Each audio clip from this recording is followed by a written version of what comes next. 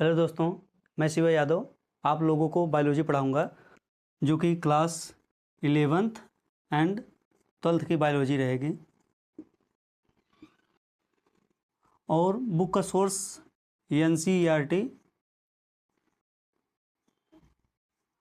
और other competitive वाली book होती हैं, कुछ मेडिकल्स की हैं, कुछ BSc की हैं, उनको हम कंप्राइज करके बताएंगे। तो ये वीडियो जो NCERT को एकदम बेसिक से हाई लेवल तक समझना चाहते हैं वो भी ये वीडियो उनके लिए रहेगा, ठीक है। उसके बाद इसमें आप अगर क्लास 11th में हो 12th में हो तो हमारा बायोलॉजी का देखिए, हम डेली चैप्टर वाइज और चैप्टर में टॉपिक वाइज वीडियो डालेंगे। आप लोग डेली वीडियो देखिएगा, सुबह 8 से 9 बजे तक वीडियो अपलोड हो जाएगा, ठीक है। तो जैसा कि आज जो हमारा टॉपिक है, आज टॉपिक है क्लास 12th का, ठीक है। क्लास 12th का पहला चैप्टर रिप्रोडक्शन इन ऑर्गेनिज्म। ये जो नए वाले NCERT बुक या फिर जो सिलेबस है उसमें काट चुके हैं, लेकिन हम आपको बेसिक से पढ़ाएंगे तो ये वाला लेक्चर आपको देखना पड़ेगा, ठीक है। Reproduction in organism,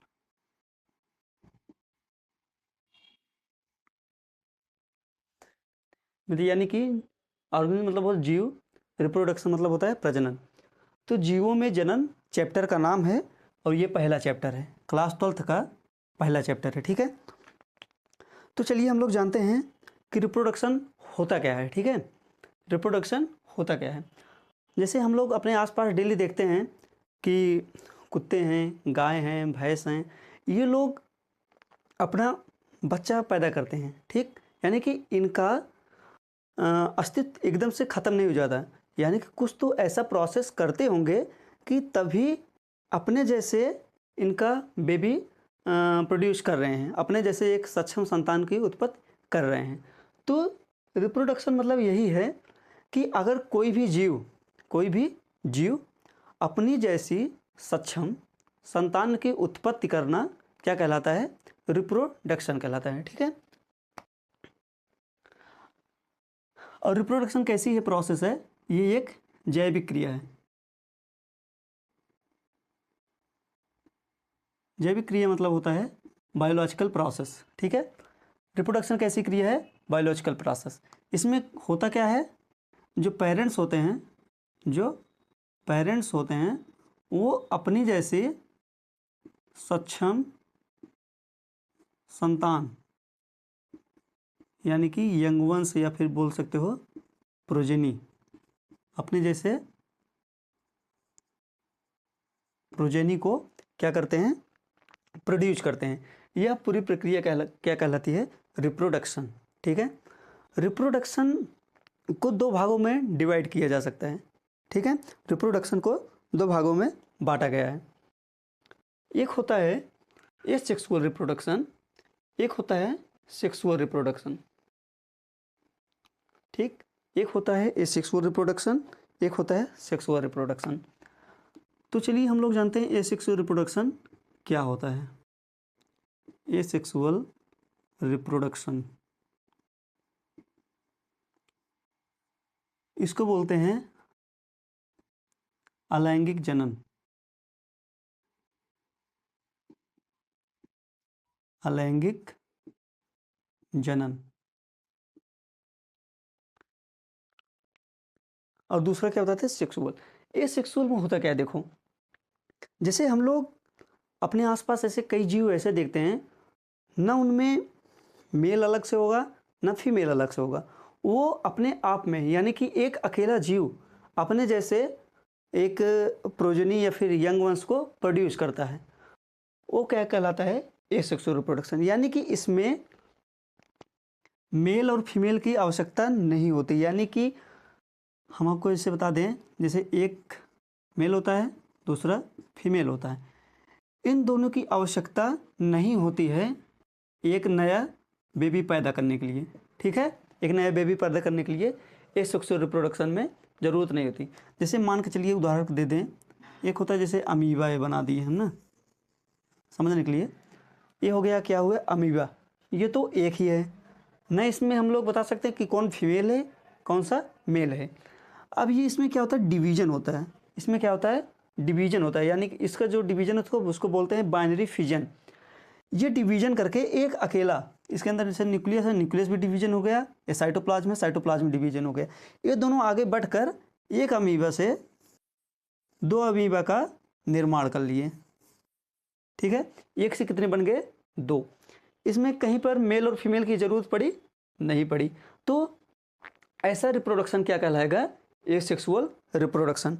asexual reproduction में गैमीट का फॉर्मेशन लगभग नहीं होता है। ठीक है, गैमीट का फॉर्मेशन नहीं होता। अगर कहीं कहीं गैमीट बन भी जाता है तो गैमीट का फ्यूजन नहीं होता है। ठीक है, गैमीट का फ्यूजन एसेक्सुअल रिप्रोडक्शन में नहीं होता है और इसमें सिर्फ सिंगल पेरेंट की आवश्यकता होती है। एक चीज़ और आपको बता दें, ये जो अमीबा हुआ, एक अमीबा से 2 अमीबा बने, ये तो देखने में एकदम समान रहेंगे ही। देखने में जैसा एक जिसका इनका जैसे इनके जो पेरेंट्स हैं जैसे वो हैं, इनके सेम बच्चे भी होंगे सेम वैसे देखने में तो सेम होंगे, लेकिन जो इनके अंदर जेनेटिक कैरेक्टर पाया जाएगा, ठीक है, जो इनके अंदर न्यूक्लियस का जो जेनेटिक कैरेक्टर होगा वो भी सेम रहेगा। वो भी कैसा रहेगा, सेम रहेगा। अगर पेरेंट जो है उससे जो यंगवंश पैदा हुए, यंगवंश जो बने, इनमें एकदम अगर सेम है, समान है, किसमें, बाहरी अपीयरेंस में, उसके बाद इनके जेनेटिक कैरेक्टर में, तो ऐसे इसके लिए एक टर्म होता है क्लोन। टर्म होता है क्या, क्लोन।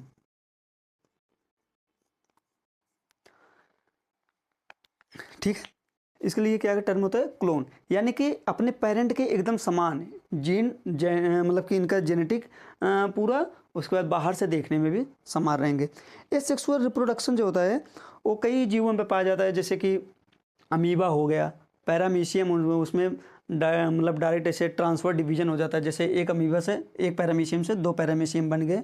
उसके बाद आपका ईस्ट हो गया।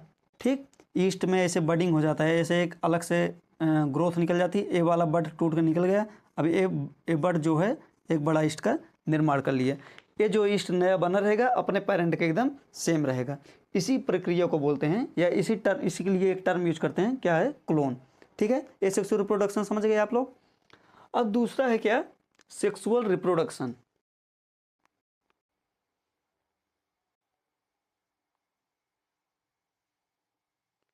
दूसरा क्या है, सेक्सुअल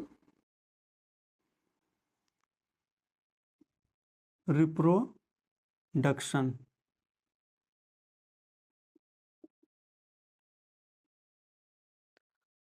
जो सेक्सुअल रिप्रोडक्शन होता है इसको बोलते हैं लैंगिक जनन। इसको बोलते हैं लैंगिक जनन। इसमें होता क्या है, देखो, इसमें मेल और फीमेल की आवश्यकता होती है।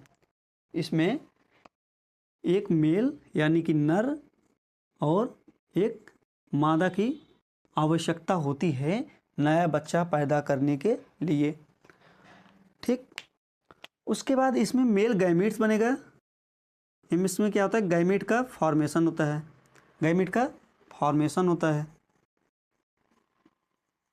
और गैमीट का फ्यूजन भी होता है। गैमीट फॉर्म हुआ, ठीक, मान लीजिए ये 2 गैमीट फॉर्म हुए, एक नर का एक मादा का, यानी कि एक मेल का एक फीमेल का, ये दोनों आपस में फ्यूज कर लिए। इसमें गैमीट का फ्यूजन होता है, किसमें, सेक्सुअल रिप्रोडक्शन में। उसके बाद कुछ जीव ऐसे होते हैं जो नर और मादा मतलब उनके अलग अलग नहीं, अपोजिट सेक्स नहीं होते हैं, उनके एक ही शरीर में पाया जाता है, लेकिन उनमें भी सेक्सुअल रिप्रोडक्शन होता है। यानी कि सेक्सुअल रिप्रोडक्शन का मेन है कि गैमीट का फॉर्मेशन होगा और गैमीट का क्या होगा, फ्यूजन होगा। गैमीट का फॉर्मेशन होगा, गैमीट का फ्यूजन होगा। तो हम लोग एसेक्सुअल और सेक्सुअल रिप्रोडक्शन समझ चुके हैं। और एक चीज़ और है, कुछ लक्षण मेल से आएंगे, कुछ लक्षण फीमेल से आएंगे। तब जब इनसे जो ये वाला पैदा हुआ है, ये वाला जो बच्चा बना, ये अपने पेरेंट के एकदम सेम नहीं रहेंगे, यानी कि जो इनका पिता है या फिर जो इनकी माता है उनकी एकदम सेम नहीं रहेंगे। इनके अंदर अलग से वेरिएशन पाया जाएगा, क्योंकि कुछ लक्षण तो माता से मिल रहा है, कुछ लक्षण पिता से मिल रहा है। इसी वजह से इनके अंदर जेनेटिक वेरिएशन देखने को मिलता है। और जेनेटिक वेरिएशन हमारे इवोल्यूशन के लिए बहुत ही ज़्यादा ज़रूरी है, क्योंकि जब वेरिएशन होगा तो बदलाव आएंगे और काफ़ी सारी चीज़ें ऐसी नई नई विकसित होंगी, जिससे नई प्राणियों में उनका उत्पन्न होंगे, जिसके कारण इवोल्यूशन यानी कि जैव विकास होता रहेगा। ठीक है, हम लोग जो आज ऐसे हैं, ये जैव विकास का एक बहुत बड़ा उदाहरण है। हम लोग पहले ऐसे नहीं थे, पहले बंदर थे, बाद में ऐसे ऐसे धीरे धीरे चल के आगे बने। तो वो लोग सेक्सुअल रिप्रोडक्शन की वजह से हुआ। ठीक है, क्योंकि सिर्फ सेक्सुअल रिप्रोडक्शन हुआ, वेरिएशन आया, हम लोग चेंज होते गए, कुछ अच्छे कैरेक्टर हमारे शरीर में हरदम के लिए परमानेंट होते गए। अब जो बाद में डिलीट होगा वो डिलीट होगा, बाद में उसका देखा जाएगा। ठीक है, सेक्सुअल रिप्रोडक्शन समझे, गैमेट का फॉर्मेशन होगा, गैमेट का फ्यूजन होगा, नर और मादा अलग अलग अपोजिट सेक्स की ज़रूरत होगी, ये हो गया आपका सेक्सुअल रिप्रोडक्शन। ठीक है, तो चलिए दोस्तों, हम ये वाला लेक्चर यहीं पर समाप्त करते हैं। आप लोग पूरा क्लास को अच्छे से देखिए, ना सुना है फिर से देखिए। उसके बाद हम क्लास 11 क्लास 12 का डेली वीडियो अपलोड करेंगे। आप लोग अच्छे से तैयारी करते रहिएगा। ठीक है, और जो नीट फाउंडेशन की जो तैयारी कर रहे हैं, जो अभी 12th में हैं, वो नीट देना चाहते हैं, नीट फाउंडेशन, तो इसमें वो भी रहेगा। ठीक है, ये तो वे पहला क्लास है, ज़्यादा इसे सिंपल में बता दिए। बाकी इसके बाद वाली जो क्लास आएगी एकदम नंबर 1 का क्लास रहेगा, आपके नीट लेवल का। काफ़ी सारे क्वेश्चन हम आपको बताएंगे। ठीक है दोस्तों, बेस्ट ऑफ लक।